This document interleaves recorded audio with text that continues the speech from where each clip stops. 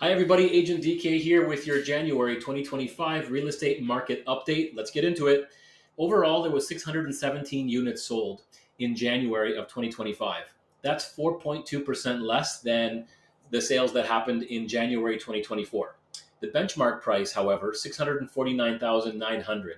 That's 5% higher than January last year, which is interesting. So sales are down and prices went up slightly. For single family homes, just looking at that segment of the market, we had 306 units sold. That's a decrease of 3.8%. And the benchmark price is 713,000. Again, 2.3% increase over January 2024. So what does that tell us? Once again, less people are buying single family homes, probably buying smaller homes and not investing in larger spaces right now. With the prices, however, they did still increase 2.3%. When you look at townhomes, the unit sold is 192. That's a 3% decrease over January 2024. And the benchmark price for townhomes went down again. And this time we're looking at a 4% reduction at $448,000 versus January 2024. That doesn't surprise me in the slightest. The majority of the tract builders in Ottawa went on a rampage lately, building as many townhomes as they could because that's what everybody was buying for rental properties, for investment. That is one segment that a lot of people find affordable with the rates that we live in today and the economic situation that we're in. And it doesn't surprise me that the prices went down. Reason why the market is oversaturated with townhomes. There's way too many. So because of that, the prices have come down slightly from where they were. When you look at apartments, we're looking at 109 units sold. That was a 5.2% decrease over January 2024. And benchmark price for condos was 436,900. That's a 4.5% increase over last year. So that's good news for prices on condos. However, sales again down 5% over last year. The absorption rate is 5.4 months in January. That's a buyer's market. So what does that mean? Does that mean a seller shouldn't be selling? No. It just means that the majority of the weight is placed in the buyer's favor. In essence, they have more houses to look at.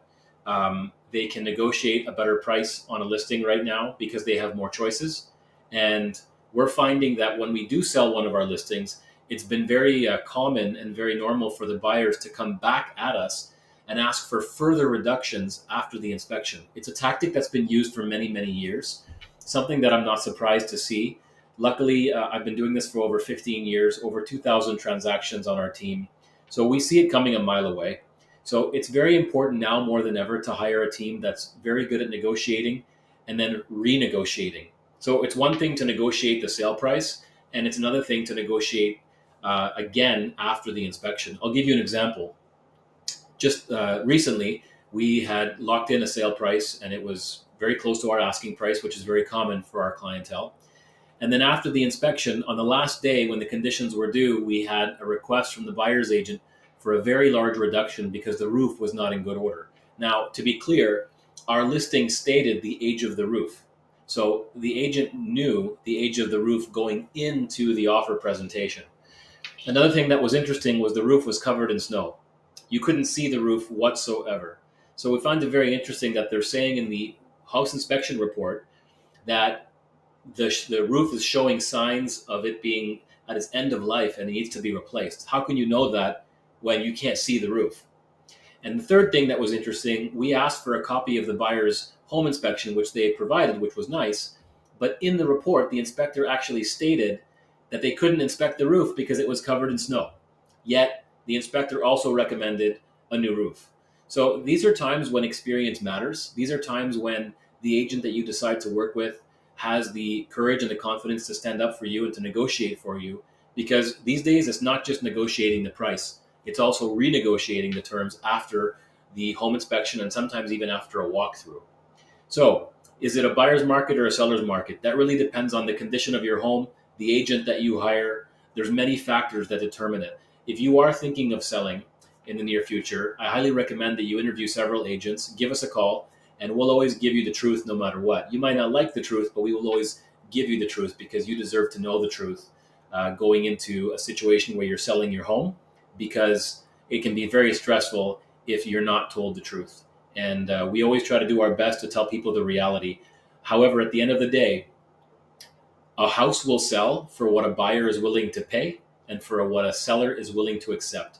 If one of your neighbors happens to be more motivated to sell their home and they accept a lower offer, and now you decide to sell, unfortunately that can affect you, because buyers will look at the recent comparables in your area and they will take the recent sales as comparables to your home. So that's when it's important to have the negotiating experience, and for us to know exactly why your home should stand out and maybe sell for more than that neighbor's home that sold for less.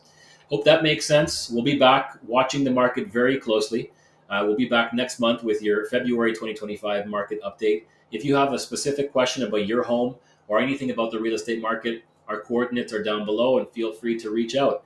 Expanded on this video a little bit more than just giving you the stats, giving you real life perspective, real life examples on what's going on in the real estate market. Hope that helps. Have a great day.